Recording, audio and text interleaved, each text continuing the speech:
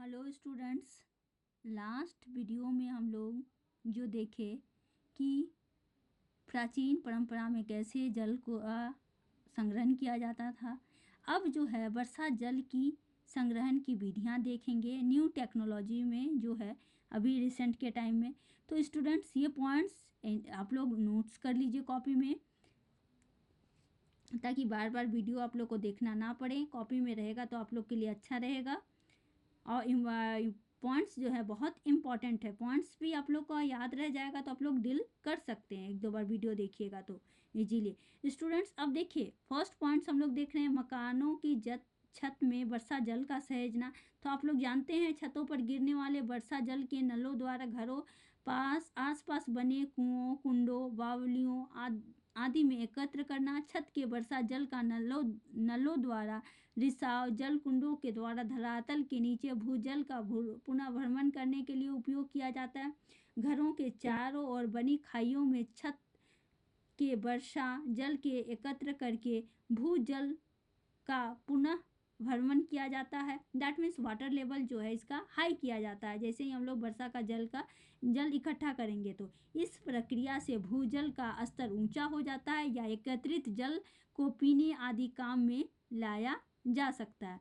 तो मकानों के छत के वर्षा जल का सहेजना फर्स्ट पॉइंट। सेकंड पॉइंट से खेतों में तालाब या पूरे गांव के तालाब। स्टूडेंट्स, खेतों में तालाब या पूरे गांव के तालाब सिंचाई और पेयजल के लिए वर्षा जल को तालाबों में जमा किया जा सकता है। देखिए, खेतों में तालाब या पूरे गांव के तालाब सिंचाई के लिए और पेयजल के लिए वर्षा जल को तालाबों में जमा किया जा सकता है। इसका हम लोग उपयोग सिंचाई के लिए भी कर सकते हैं और इसका उपयोग पेयजल के लिए भी कर सकते हैं। तालाब स्थानीय आवश्यकता और सुविधाओं के अनुसार छोटे बड़े हो सकते हैं। तालाब छोटा भी हो सकता है, बड़ा भी हो सकता है। ऐसे तालाबों को जल रिस कर भूमिगत हो जाता है और भूजल का जल के भंडारों को क्या करता है, बढ़ाता है। स्टूडेंट्स, तो हम लोग जैसे तालाब वगैरह बनाते हैं तो क्या होता है, वाटर जो है इकट्ठा रहेगा, जल यदि संग्रहण रहेगा तो वहाँ पे का जो वाटर लेवल है वो क्या हो जाता है, वो स्टूडेंट्स हाई रहता है।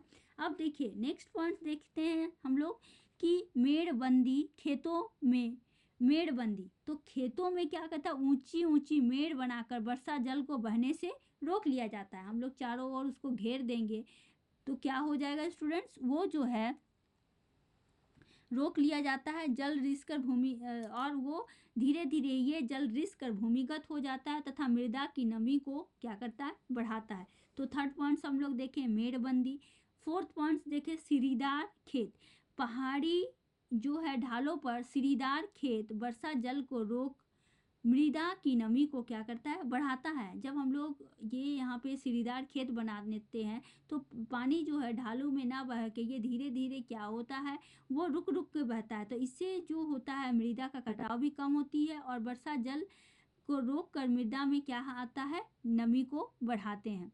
नेक्स्ट है खाई निर्माण। खेतों के चारों ओर खाई मतलब खोद कर वर्षा जल को उनमें एकत्र कर लिया जाता है। ये तालाब का ही पार्ट है लेकिन इसमें थोड़ा सा खाई बना के एकदम क्या होता है, खाई दैट मीन्स होता है ट्रेंच। ट्रेंच कैसे होते हैं, हम लोग जो पढ़े थे फिजिकल वाले पार्ट्स में, जो उसमें क्या होता है कि गड्ढा, ऐसे नहीं कि चारों ओर गड्ढा तो रहेगा ही लेकिन बीच का पार्ट जो होता है वो ज़्यादा एज कंपेयर वो क्या होगा, गड्ढा रहेगा। तो खाई का निर्माण करके। और नेक्स्ट है बरसाती नदी नालों पर छोटे बड़े रोक बांध, चेक डैम जिसको बोलते हैं। अभी बहुत सारा गवर्नमेंट तो फैसिलिटी दी हुई है कि हमें चेक डैम बनाइए, चेक डैम बनाइए। तो ये नालों के मार्ग में मिट्टी, पत्थर, वनस्पति आदि, जो वनस्पति दैट मीन्स पेड़ पौधे, जो वेजिटेशंस जिसको हम लोग बोलते हैं, पेड़ पौधे से छोटे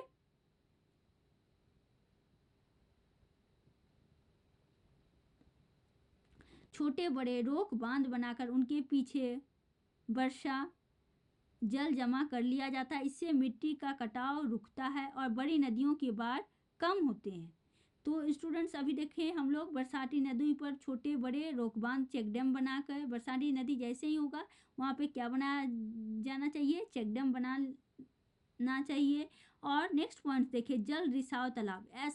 ऐसे तालाब खराब और बेकार सी भूमि बनाकर जिसमें जल इकट्ठा किया जाता है, इस जल का क्या करना चाहिए कि उपयोग सिंचाई के लिए नहीं किया जाता। इनका उद्देश्य भूजल का भू भ्रमण होता है। देखिए कहीं कहीं पे क्या होता है कि जल रिसाव तालाब, कहीं कहीं पे जहाँ पे जल रिसाव तालाब, दैट मीन्स उसका उपयोग हम लोग पीने के लिए नहीं, खेती के लिए, कुछ के लिए नहीं करेंगे क्योंकि उस लायक नहीं रहता। लेकिन उससे क्या होगा, जब हम लोग उसको उस तालाब को बनाएंगे तो हम लोग का मोटो क्या रहेगा, वहाँ पे जो है क्या हो जाएगा, वाटर लेवल क्या हो, हाई हो।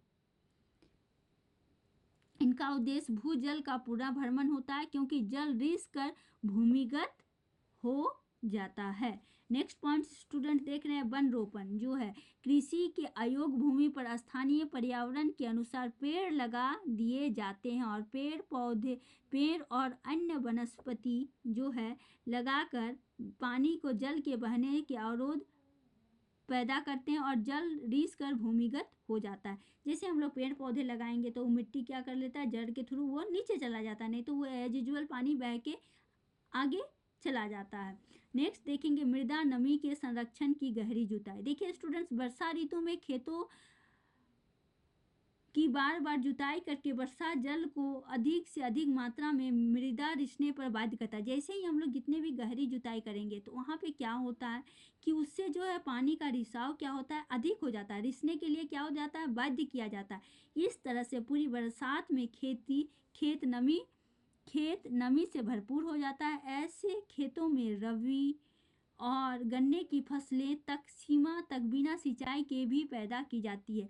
पश्चिमी उत्तर प्रदेश में इस विधि को क्या किया जाता है, भदवार रोकना कहते हैं। मृदा में नमी की संरक्षण के लिए गहरी जुताई जो करते हैं उसको हम लोग क्या कहते हैं, भदवार कहते हैं। स्टूडेंट्स, हम लोग नेक्स्ट वीडियो में जो है बहुत ही इम्पोर्टेंट टॉपिक है वो देखिए, आप लोग को माइंड में रखिए, जल संभर, इसको बोलते हैं वाटर शेड मैनेजमेंट। स्टूडेंट्स, अभी जो आप लोग देखे बहुत पॉइंट्स देखे, लेकिन ये जल संभर की परिभाषा वाटर शेड मैनेजमेंट, देखिए ये बहुत ही न्यू टॉपिक है और रिसेंट में अभी जानना चाहिए आप लोग को। आप लोग इसको नोट डाउन कर लीजिए और नेक्स्ट डे हम लोग ये नेक्स्ट वीडियो में हम लोग इसका डिस्क्राइब करेंगे। जैसे जल संभर की परिभाषा किसे कहते हैं, देखिए इसका इंग्लिश जो हो गया वाटर जो है शेड मैनेजमेंट, वाटर जल संभर प्रबंधन, वाटर शेड मैनेजमेंट। स्टूडेंट, जो है वाटर शेड मैनेजमेंट किसको कहते हैं, तो जल संभर प्राकृतिक दृष्टि से एक सुनिश्चित क्षेत्र होता है। देखिए वाटर शेड मैनेजमेंट एक ये क्या है, नेचुरल है, दृष्टि से सुनिश्चित क्षेत्र होता है जिसका जल एक ही बिंदु की ओर क्या होता है, प्रवाहित होता है। यहाँ पे एक ही बिंदु की ओर प्रवाहित होता है। अब जल संभर योजना को पूरा करने के उपाय क्या क्या है, भूमियों का उपचार, देखिए जहाँ पे जिस तरह का लैंड है उस तरह का उपचार करना, अपवाह धाराओं का उपचार, जैसे नदी बह रही है, अपवाह दैट मीन्स जो नदी बहना होता है उसको हम लोग अपवाह धाराओं का उपचार कहेंगे। अपवाह दैट मीन्स बहना, नदी जो बह रही है। उत्पादन व्यवस्था में सुधार, इसमें क्या करेंगे, इसके थ्रू में वाटर शेड मैनेजमेंट थ्रू में हम लोग उत्पादन व्यवस्था में सुधार कर सकते हैं। महिलाओं की भागीदारी हो सकती है और सामुदायिक संसाधनों का सक्षम प्रबंध हो सकता है। तो स्टूडेंट्स, अभी हम लोग एक जो है यहाँ पे एक स्टोरी है, निम्बी अकाल जो है की जीत की कहानी, हम लोग इसको पढ़ लेते हैं, मॉरल हम लोग को जानना जरूरी है। यहाँ पे देखिए निम्बी अकाल की जीत की कहानी क्या है, एक जल संभर विकास के कार्यक्रम की सफलता, जो आप लोग देख रहे हैं जल संभर जो है वाटर शेड मैनेजमेंट, यहाँ पे देखिए हम लोग को इससे सीख लेनी चाहिए।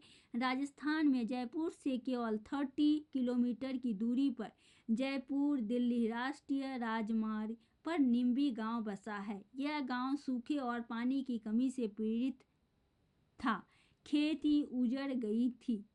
रोजगार की तलाश में लोग गांव छोड़कर शहरों में चले गए थे, लेकिन गांव वालों ने 1994 में तरुण भारत संघ, ये गवर्नमेंट के थ्रू है, भारत संघ के सहयोग से वर्षा जल संग्रहण का काम शुरू किया।